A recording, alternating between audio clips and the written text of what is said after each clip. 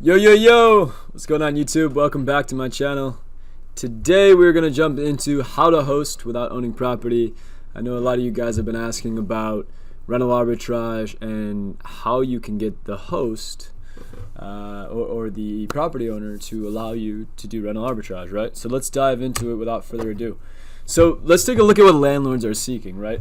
Landlords are really looking for a list of the following things. They're looking for, first and foremost, they're looking for good credit, right? Good credit is an indication that you pay your dues on time, you pay your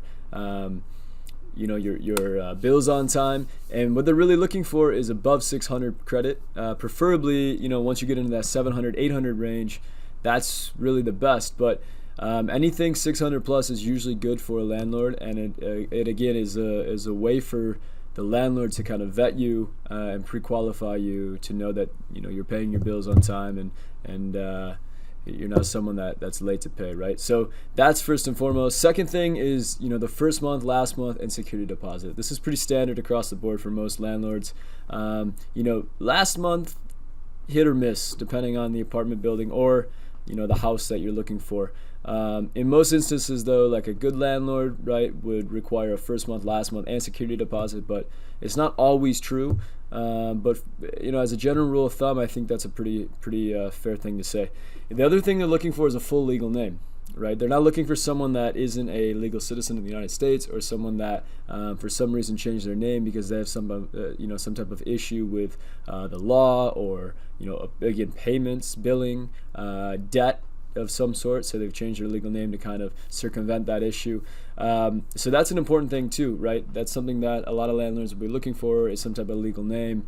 If you're applying with a business, then obviously they're looking for a true business name, whether it be fictitious business name, a doing business as, a DBA, or an LLC, C Corp, S Corp, whatever it may be. There's varying, a trade name would be another one, right?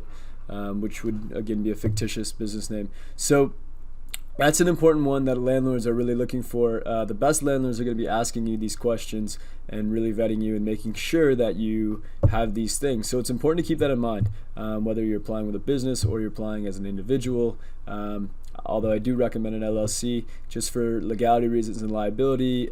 You're much better if you have some type of protection between your assets and your business, because this is a business and rental arbitrage is a business model, and that's the beauty of it. So that's another thing to keep in mind. The fourth is going to be income, right? Income is really important, and there's a few different ways that they check. So one of the ways that they would check for income is through bank statements. They might request like 3 months worth of bank statements to make sure that there's money coming in and out of your account. They might require a full year of bank statements depending on the landlord. If the first 3 months kind of prove hesitant, for lack of better words, and they might require a long-lasting timeline or time span of payments coming into your bank account, or check stubs is another thing they might request. So that's important to keep in mind as well, is some type of proof of income to show that you're making money, that you have the money, and that you're not just banking on making money, right? So they want to know cheddar, they want to see cheddar, and that's really all there is to it. Going along with income too, another thing to add is that a lot of landlords are going to ask for a reference, an employer, or if you're self-employed, they're going to ask for some type of reference for sure, because self-employment is a little bit more, uncertain. If you freelance, depending on what you do, it's important to have that kind of in check, because a landlord will ask for that. So the other thing is lease term, right? They're going to be asking you about lease terms. How long can you stay? What are you willing to sign? The longer the lease term, the better. And this is going to give you leverage when it comes to negotiating deals. If you can sign a longer lease, like a 24-month lease compared to a 12-month lease, you're going to have a little bit more room for negotiation. The landlord's going to be like, okay, if you can do a 24-month lease, then maybe we can agree on come to terms on something that you want negotiate, if we can negotiate a 24-month lease term. So that's something to keep in mind too, and that's kind of a power of landlords as opposed to property management companies, is that landlords are going to allow you a little bit of leniency when it comes to negotiation. One thing with property management companies is that their lease terms are pretty set in stone. This is what they have, this is what they can do, and if you want to negotiate it, it's real difficult because they got to go through a corporate, a VP, some type of or multiple heads, right, to get a yes before they can actually say yes to you. So it's a lot more challenging with a property management company. I'm not saying it's impossible, but it is much more challenging, and it's also a bit discouraging when you get a bunch of no's from property management companies, because some of them are rather quick, some of them take a long time, whereas landlords, you're face to face, you can kind of negotiate it in person, over the phone, via email, whatever you choose. So that's one benefit of landlords. Another thing they're going to be looking for is past evictions and mortgage defaults, right? If you've had past evictions from other rentals where you haven't paid your rent, or if you have evictions, whether it be for the rent like I just mentioned, or for something, another outlying cause, then disclosure is going to be your best friend if it's something that wasn't necessarily your fault. If you tell them, look, something happened. I've had a situation, not that I got evicted, but I had a situation where I broke the lease terms because, well, actually the landlord broke the lease terms, right? It wasn't stated in the lease terms, something that occurred, and therefore, the lease agreement was null and void. So it's a similar thing with that type of scenario.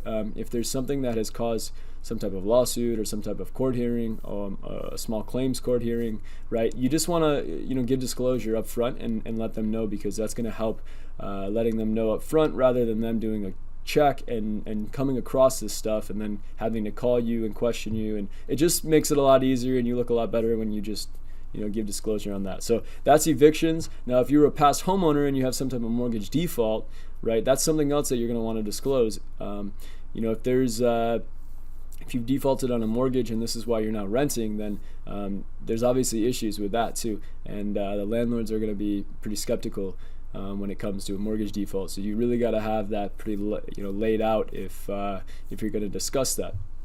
But with that said, for this type of business model, that's probably not going to be a commonality. I think most people that are watching this video are probably going to be looking to do this rental arbitrage model, and aren't going to be past homeowners, or if they are homeowners, then it's something that they're doing for themselves and not for this business model, right? Because that's the beauty of rental arbitrage, is that you're able to rent and rent and rent and keep renting, and use this rental arbitrage model. So the other thing, the final thing for that landlords are seeking are going to be references, right? So references in the form of employers, in the form of past colleagues, in the form of past employees, in the form of good friends. Sometimes friends is a little bit of a red flag for landlords. If you have multiple friends, if you have one really good friend that has prestige, like he's got a doctorate or a JD, a Juris Doctor, a lawyer, CPA, right? These different credentials, MBA would be another one, right? Credentials that would be kind of astounding in societal viewpoint. So those are going to help you, those references, and references are also going to allow you, again, this is going to be another negotiation point, and you can leverage your other references and really give yourself authority, right? So if you have a bunch of doctors that are referring you, obviously now you have a little bit of leverage because you're working with doctors, you have acclaimed people that you're working aside, right? These references are going to give you a little bit of an upper hand depending on, again, who the references are and what they say about you. So it's important to keep in mind to pick good references, because if you pick bad references, then obviously you obviously know what's going to happen then. So keep or pick good references. That's a key point there.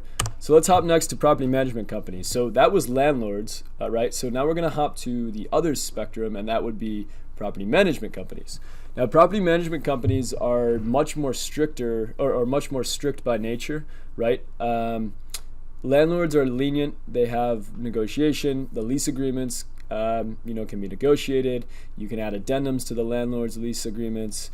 Now, for property management companies, we're talking condos, townhomes, apartments, multi-unit apartments, right? Landlord owned, kind of like a 8-plex or a 10-plex, right? That would be again, property management companies. And even for some small homes, some landlords use property management companies, they don't like managing it themselves, so they use property management companies. So that can, you can run into this even if you're just targeting small homes or single family homes and not apartments or multi-family homes. You can still run into property management. So it's important to pay attention and really understand the differences, because there are quite a few. So property management companies, what they're seeking, right? First and foremost, just like a landlord, they're looking for good credit. With this, I would say 650 and above. It's a little bit steeper than what a landlord would allow. And again, this is very conservative approaches. It's very black and white. It's not liberal in terms of negotiation or any type of lease agreements. Everything that a property management company does is pretty standard across the board, and this is going to be pretty standard across, depending on how many units they manage, how many complexes they have. Their lease agreements, their terms and conditions, they're going to be pretty synonymous throughout, right? So good credit's definitely very, very important. Now, if you're applying with an LLC, if you're applying with a C Corp or S Corp or any type of legal entity, that good credit kind of goes through the window. And what I mean by that is you can actually apply using a business, an EIN or a business, and use an EIN to apply. And when you do so, what happens is that that business has a different line of credit than you. So let's say that you had terrible credit, 500, 400 credit. You could actually create an LLC and then apply with an EIN for that apartment using bank statements from your business account. And theoretically, you could kind of bypass that good credit thing, if you had bad credit, because they're not looking at your credit now, they're looking at the business's credit. But the power of that is that, and this is going to point two, you can actually use the monthly income from yourself. Because it is your business, you can apply that to the business.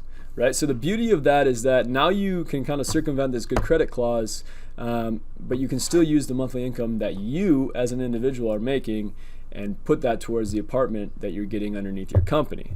Right? So that's very powerful. When it comes to monthly income, they're looking for 3 times rent. So let's say you had $1,000 apartment or apartment unit and or $1,000 home, and you are trying to apply for it, you have bad credit, you have the income's not an issue, you're making $5,000 a month, and you apply for it, and you apply using your company. Because you're applying using your company, they're not going to look at the credit that you have, they're going to look at your business, and they're going to look at the business account and money coming in and out of that business account, right? So that's kind of a finicky thing. It kind of depends on property management companies. It's hard to say this is how it goes, this isn't how it goes, but that's pretty synonymous across the board.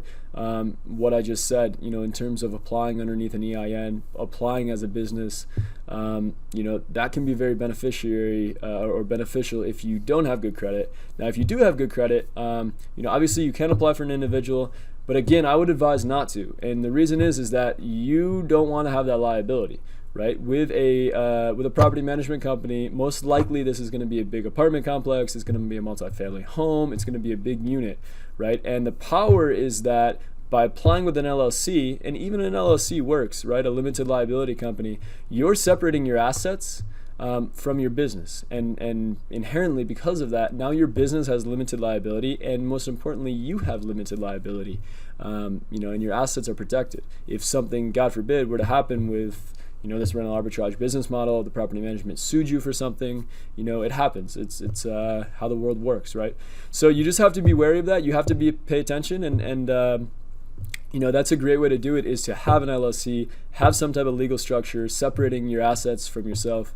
Again, disclaimer, I'm not a lawyer, I'm not an attorney, I am not a CPA.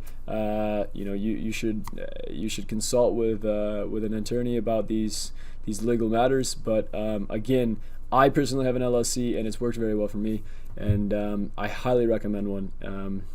So with that said, let's hop to the next thing. So references, right? Again, for property management companies, references are going to be essential. Property management companies really like references. They're going to call the references. A landlord probably won't call the references. A good landlord will. Most landlords probably aren't, or they'll call 1 out of the 4 or 3 or however many they ask for. Most landlords or property management companies usually ask for 3 references, but it kind of varies, depending on a variety of factors.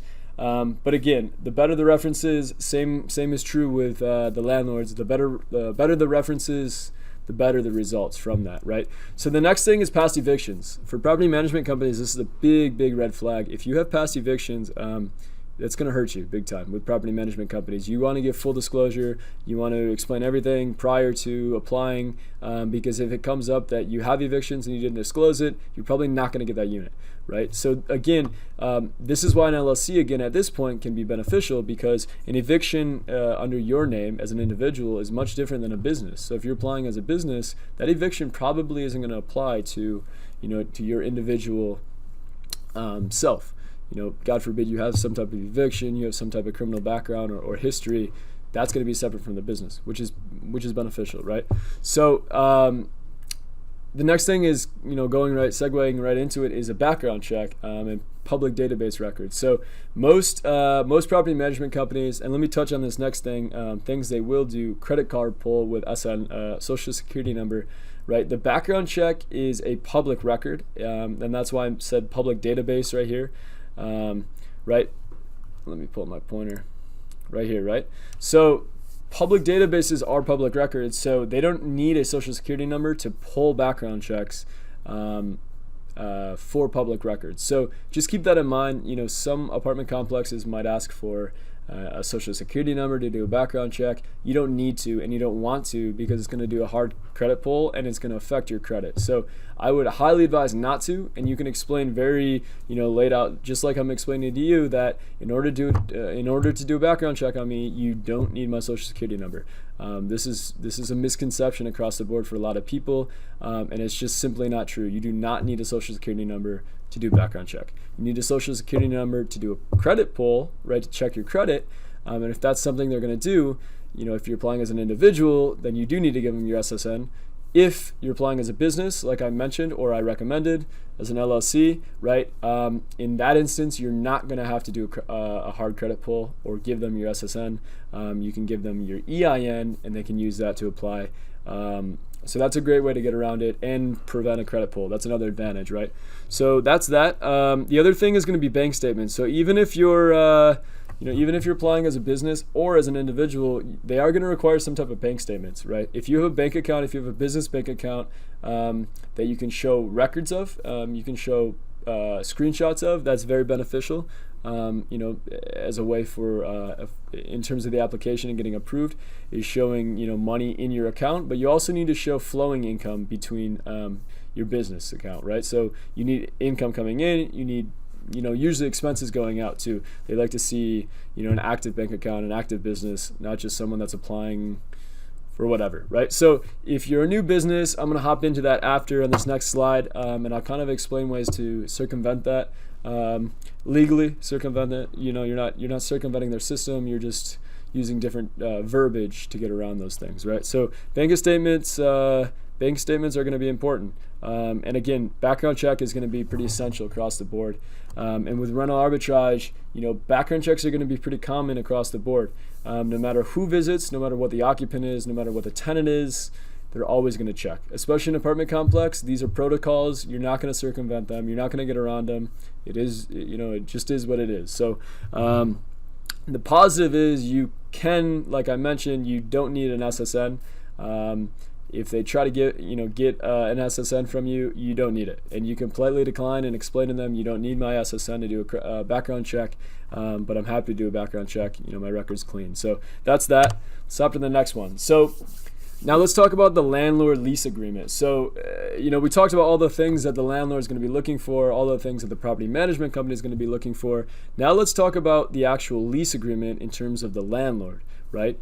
Compared to the lease agreement with the property management company, right? So for a landlord lease agreement, it's not always professional, and this is it can be a positive or it can be a negative, depending on how savvy you are with legality and how savvy you are with the fine print stuff. Because there are there's quite a few nuances and small clauses that just one sentence really changes the whole lease agreement, right? Something off the top of my head is subletting. No subletting, right? 2 words, but that can make all the difference in the world. If you were to create a sublease agreement, now you're liable. Your insurance probably wouldn't cover your renter's insurance because you violated the lease agreement, and now that's null and void, and your lease agreement is null and void. So you have grounds for dismissal or eviction because of that as well. And on top of that, if there's any damages to the apartment, you might be liable for all of it. So there's a lot to do with that, even something as small as that, right?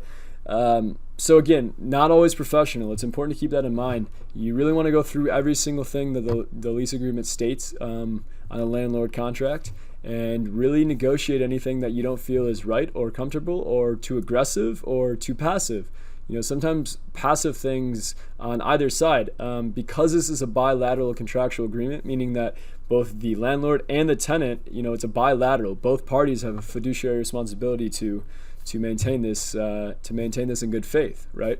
And what that means is that you need to do these things in good faith even when no one's looking, and if you don't, then you're liable for it, right? And it can be a criminal offense. A lease agreement is not necessarily a criminal offense if you violate it, right? It's not something that you can get incriminated for 4 years because you violated a lease agreement or one of the terms and conditions. But it is something that is rules for either an eviction, damages your credit definitely, and on top of that, if you're running a rental arbitrage business and you're profitable, then obviously that can be a big hurdle to get over if you have a profitable unit and now your landlord's going to evict you. And on top of that too, that's going to lead to a lot of things down the road. If you get one eviction, now applying to other units, trying to get other houses, it's going to be much more challenging.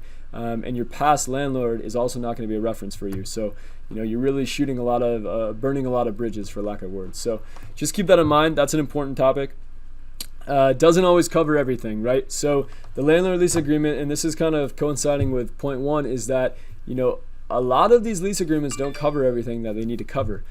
Damages, appliance repairs, small repairs, entering the premises, right? That's an important one. Legally, they're supposed to give you a 24-hour notice. If you have a guest in there and the landlord walks in and opens it up because he's got a key, that's a big no-no. So keep that in mind and make sure you really lay out your fence, for lack of better words, and make sure that everybody knows each other's boundaries, because it's important, and it's not always covered. Even though you think it would be, it's not always covered. And it's funny that sometimes the more what's the word I'm looking for? The more advanced, or the longer tenure tenant or landlords, right? People that have been leasing houses for a longer time, landlords that have multiple units that have been doing this for years, usually they're more lackluster in terms of their lease agreement, because they've been doing it, they kind of get lazy, or they just don't think it's a big deal. So it's important to keep that in mind when signing a lease agreement and reviewing it prior to signing. So keep that in mind. Liability for landlord tenant, again, this is going along with kind of the first point, or the first 2 points that we talked about. You want to make sure that everything's covered, because sometimes things can come up that maybe you're liable for as the tenant just because it wasn't in the lease agreement. And even though you shouldn't be liable for it, there isn't anything in writing. And sometimes that can bite you in the butt, especially if it comes to damages, if it comes to appliances, if it comes to leases in terms of the lease term, right? So keep that in mind. That's a big point too.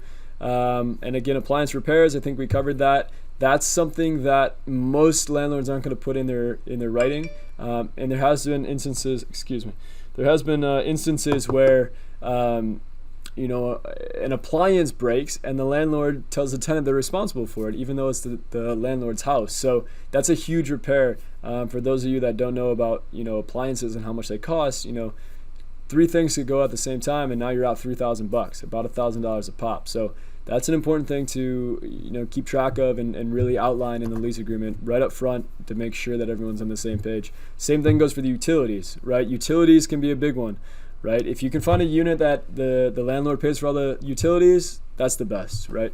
Everything's taken care of. You don't have to worry about it. It's just one less headache to worry about and to deal with. But if you can't, not all landlords are going to pay for everything, so you're probably going to have to sign up for utilities yourself. But it's best if you can find a landlord that at least covers a little bit of it, maybe water and trash, and then you pay gas, electric, and I'm forgetting one. Internet, right? Internet's another big one in 21st century. So keep that in mind with utilities. And then again, this is a very, very, very important clause, is the subleasing subletting. Right? If a landlord explicitly states that you can't sublease or sublet, you really need to negotiate that, because that could potentially turn into an issue when it comes to rental arbitrage. If you're pitching the landlord and you're explaining to him that you're going to do short-term renting and put his place on home sharing websites, which I would be careful about saying straight up. You want to kind of structure it in a sweet way. I'll have a video on how to pitch a landlord. I think that'd be really beneficial to a lot of you. But just keep that in mind that if you can get rid of that and allow subleasing, that is much better. Just because that is it's one small little clause that again can really make a difference in terms of the rental arbitrage business and how the landlord perceives your short-term renting. Right? It could be perceived as subletting, and if you don't do it correctly, then it could be subletting legally. Right? So you want to be wary of that. You also want to be wary of the amount of occupants, right? If someone has 5-6 guests over, one of your guests has a few people over, obviously you want to set house rules with your listings, whether it be Airbnb, VRBO, HomeAway, whatever else you might have or might have you. So be wary of the amount of occupants that the landlord states on the lease, if any. Not all landlords are going to state in a specific amount, but if he's paying for water, if he's paying for utilities, and he sees this huge bump in utilities, he might bring it up. So it's important to keep that in mind, and just keep it in the back of the head. If something comes up, it could turn into an issue down the road.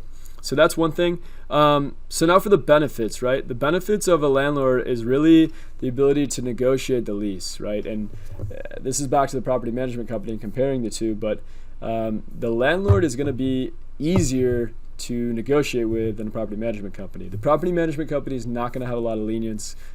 Even if they get in contact with the landlord probably isn't going to negotiate over the phone or via a liaison, which would be the property management company.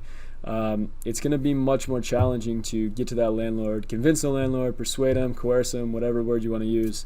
I think the best way is just to use the art of persuasion, not coerce him, but persuade him into allowing you to, him or her into allowing you to do short-term rentals, right? And in some locations, you really gotta take into consideration the local legislation and legislation within certain jurisdictions, because some jurisdictions require an owner's signature for short-term renting, and if that's the case, then you really got to pay attention, and you definitely have to let them know, because you have to get a signature. Otherwise, you're in violation of other possible damages and fees and possible legal battles with the city or the jurisdiction that you're in. So really keep that in mind. That's really important. So let's hop next to property management lease agreement, right?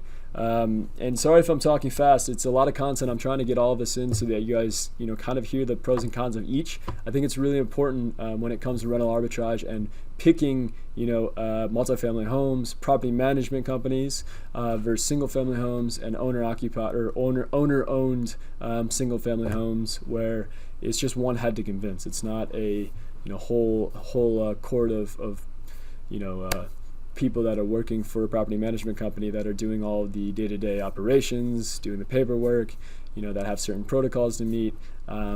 There's a lot of pros and cons to each, but personally, I think the landlord approach is much easier. I think it's much safer.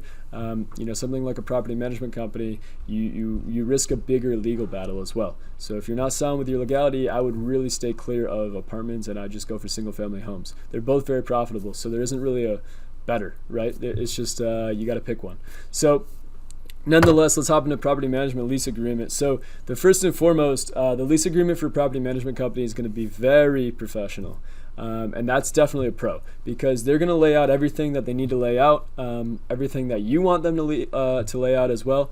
We have had issues where we've talked to property management companies that want us to apply prior to getting the lease, and we highly recommend you get the lease prior to applying, because there can be some things on there that kind of indoctrinate you into this lease agreement, and now you don't actually agree to this lease agreement, but you've already applied.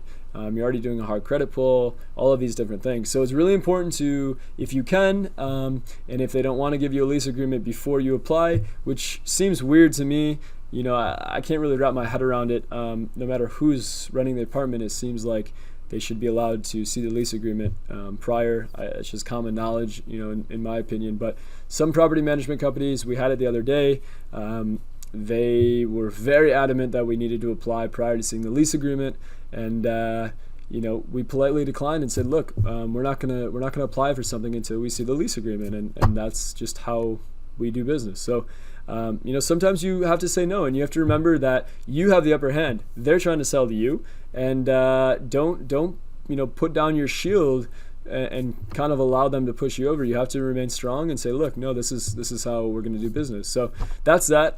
Professional, that's a pro definitely for property management though. Lease agreements very sound usually. There are very few things that you need to add or change. So that's that. Next thing is background checks, right? And the cost of background checks. So property management companies in their lease agreement, if you're going to be changing occupants, if you're going to be changing tenants, which you would be for a short-term rental, to do it legally and correctly in terms of the lease agreement that you sign, they're going to require background checks.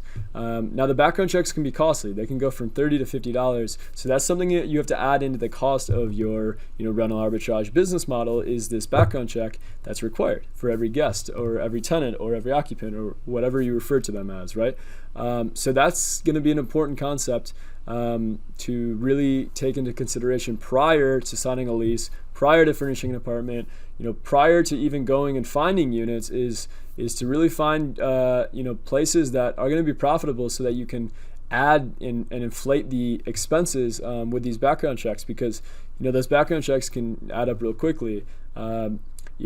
If you have 30-day occupancy, if you have 100% occupancy, which would be amazing, and you have someone that's coming and going every single day, right? You'd have theoretically 30 different people that you're doing background checks on. At $30 a pop, 30 people, that's $900 in background checks per month. That's really going to cut into your margins. I don't think it's going to be that steep. I think it's probably more like $200 to $400 per month for the background checks, depending on how full you are, depending on what your occupancy is, and then also depending on your minimum night stay. So it's important to also take that into consideration. I'll talk more about that in a pricing strategy video, where we kind of go through the different pricing strategy guides, including the minimum night stay. All of these things make a big difference in your listing. They make a big difference in your month-to-month profit, in your net profit, and they're very, very important and critical to running a profitable Airbnb business, at scale for a long period of time. So more on that in another video, but for now, let's hop into the liability for the landlord and tenant, the next bullet point, right? So with property management lease agreements, there's inherently liability for the landlord and the tenant. For the landlord, there's going to be less, because this is a property management company. Like I stated originally, these are very professional lease agreements, so they're really protecting themselves. They're not giving a lot of power to the tenant. Obviously, depending on the state, the tenant has certain rights and rules that are superior to the property management company, and the lease agreement is inferior to those overruling statewide rules regarding tenant-landlord relationships. So that's something to take into consideration too. The lease agreement always isn't always the law. There are things that can supersede that and set precedent to specific things stated in the lease agreement. If that's the case, then I would certainly bring that up to the property management company. And again, this is a negotiation. This is a business, right? You're not just going to go in and sign leases and that's it. You got to negotiate. You got to really lay out the things. You have to know what you need to get done as well. So it's important to really understand all of these things. If you're finding yourself not knowing a lot of these different things in this PowerPoint, then I would advise you go through this a bunch of times, listen to me ramble, and hear what I'm saying, because these are a lot of important things that come up again and again and again and again and again and again. Always, nonstop. Every single time we sign a lease, one of these things comes up, and I promise you that we sign tons of leases, and I don't think we almost have never had a situation where one of these things hasn't come up, even if we're already aware of it, right?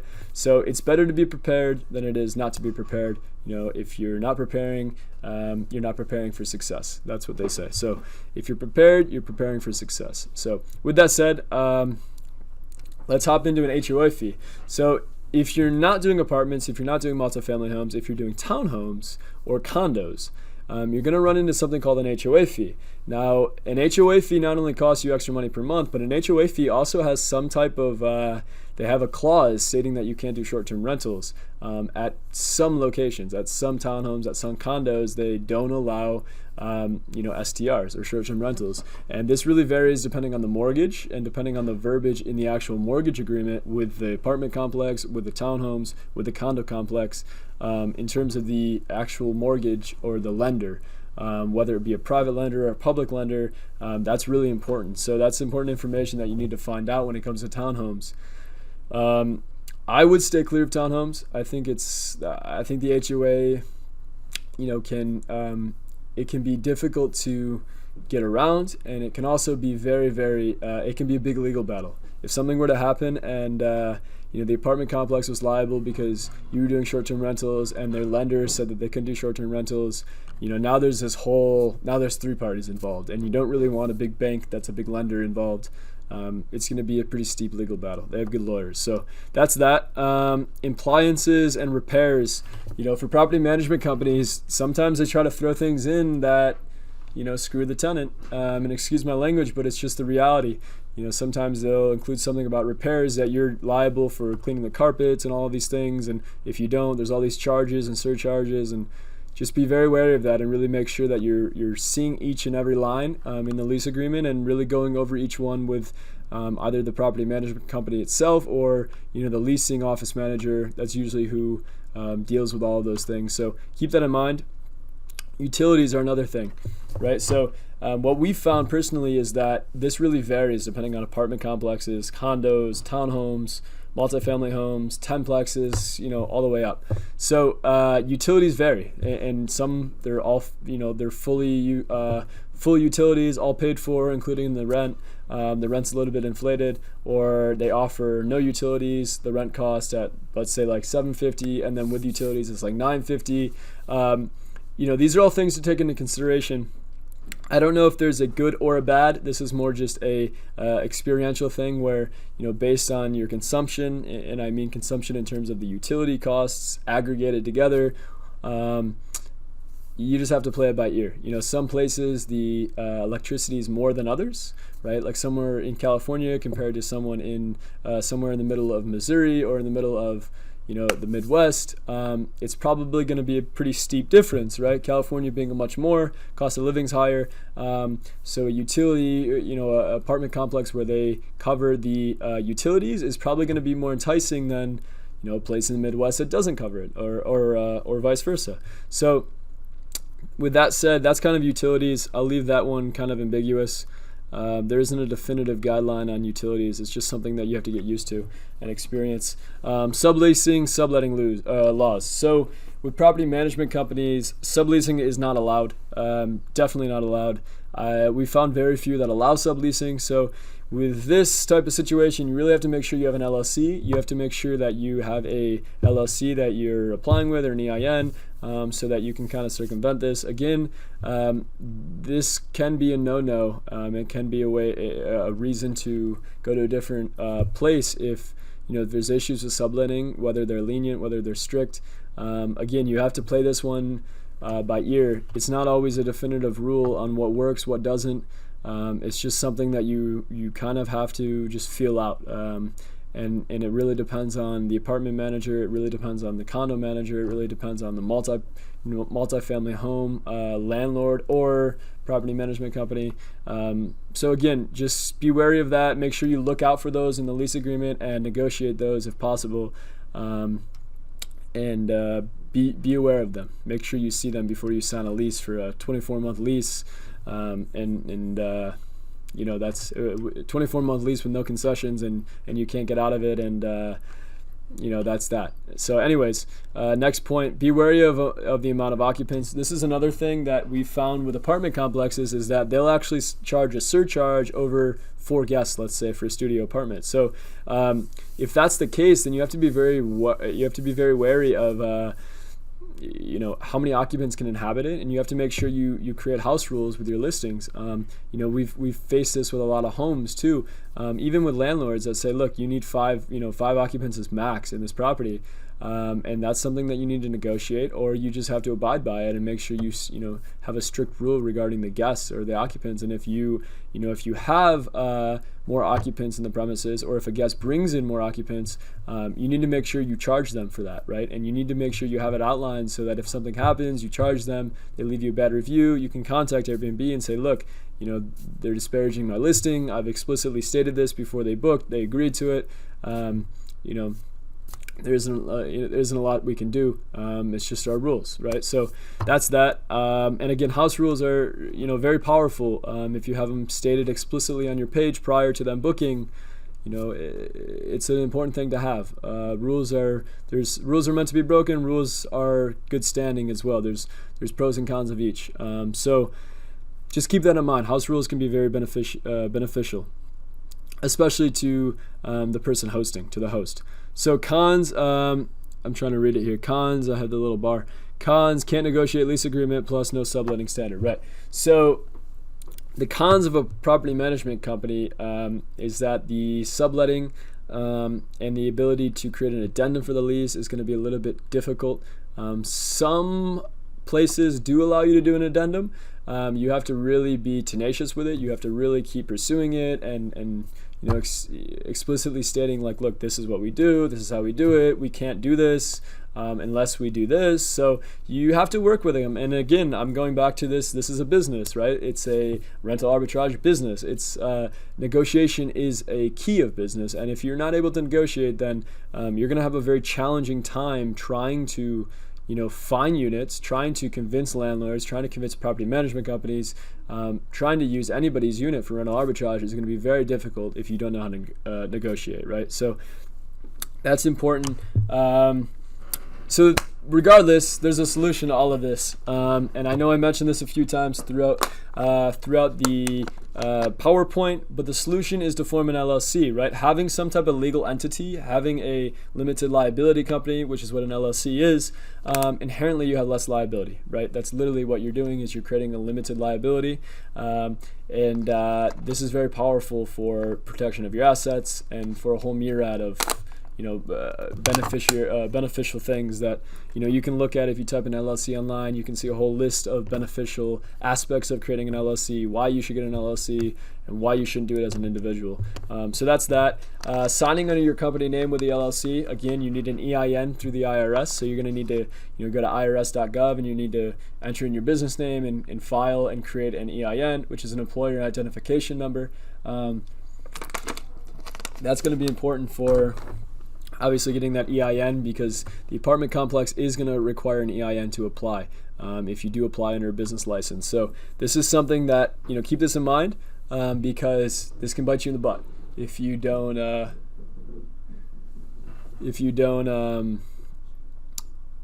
take care of this prior, right? So get an EIN, make sure you have an LLC. You can only get an EIN if you have an LLC. So that's that. No credit records if you have bad credit. So this is another power of an LLC. Like I mentioned earlier, if you're an individual, you have terrible credit, that LLC is not correlated to that other to that EIN. So if you apply with an EIN, if you have terrible credit, it doesn't affect you as a business. So that's powerful, and it's a way to circumvent their system legally. If they have clauses that state that you can't you can't get the unit without good credit, then if you get bad credit, or if you use an EIN, you can do it with bad credit. It kind of hides that bad credit, for lack of better words.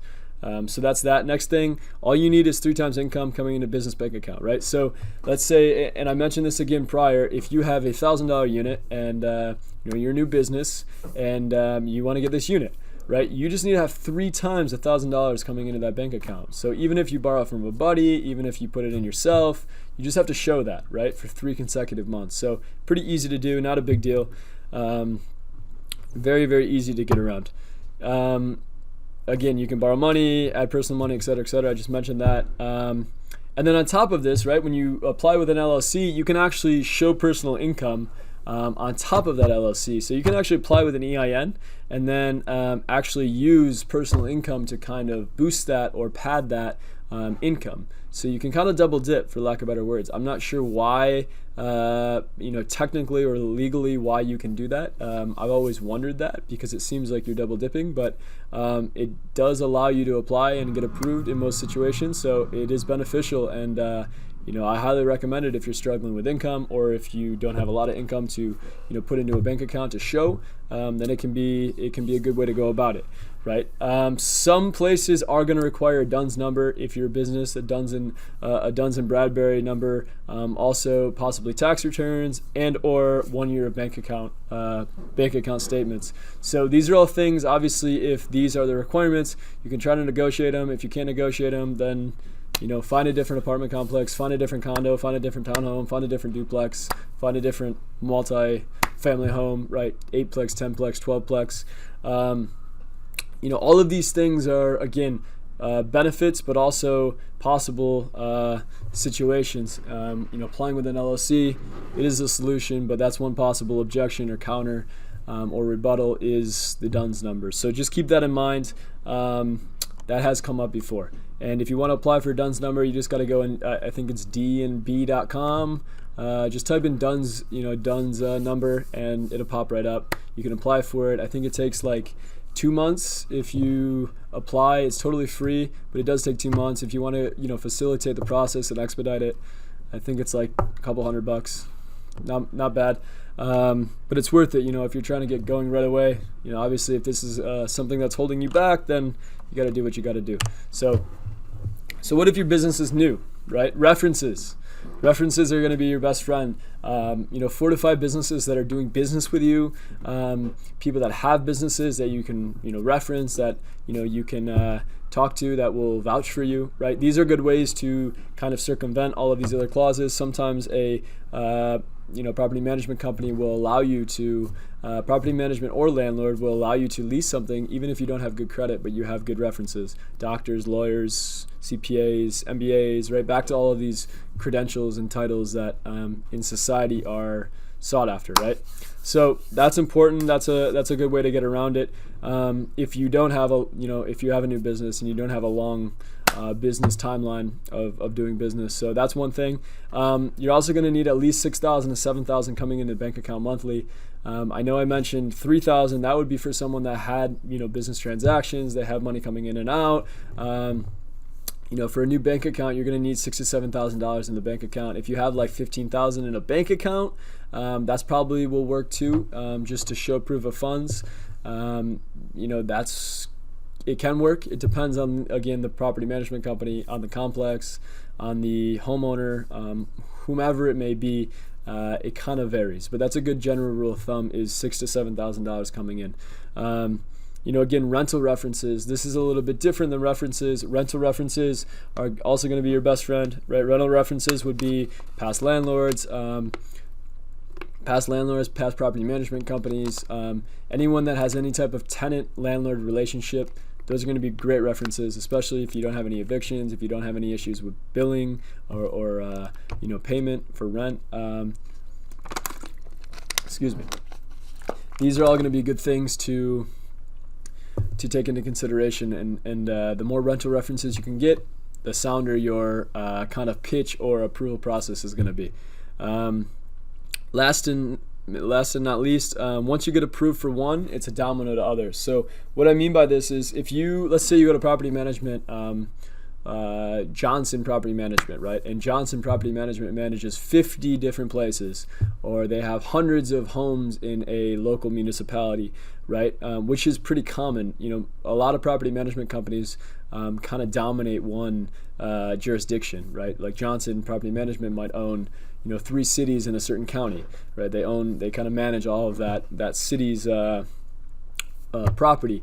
And once you get approved for one, you can leverage that once you apply for another one, right? So if you get approved with a Johnson Property Management Company in one unit that's at a certain location, and then you go to a different location that's also managed by Johnson Property Management, it creates this cascade and domino effect where it's really easy to get approved, right? Because obviously you're already doing business with them and they've already approved you once, so that's kind of obvious. But I just wanted to mention it because I think that can be beneficial to you guys as well.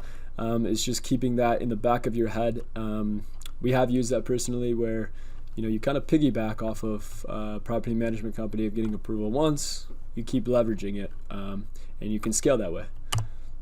So that's it, guys. I know it was a ramble. I know I spoke about a lot, but I hope you got a lot of value out of this, and you're ready to get started. So jump right in and let me know how it goes in the comments below. Let me know other videos that you want me to make, and make sure to check out my channel because I got a lot of good content on there. Thanks, guys. Talk to you.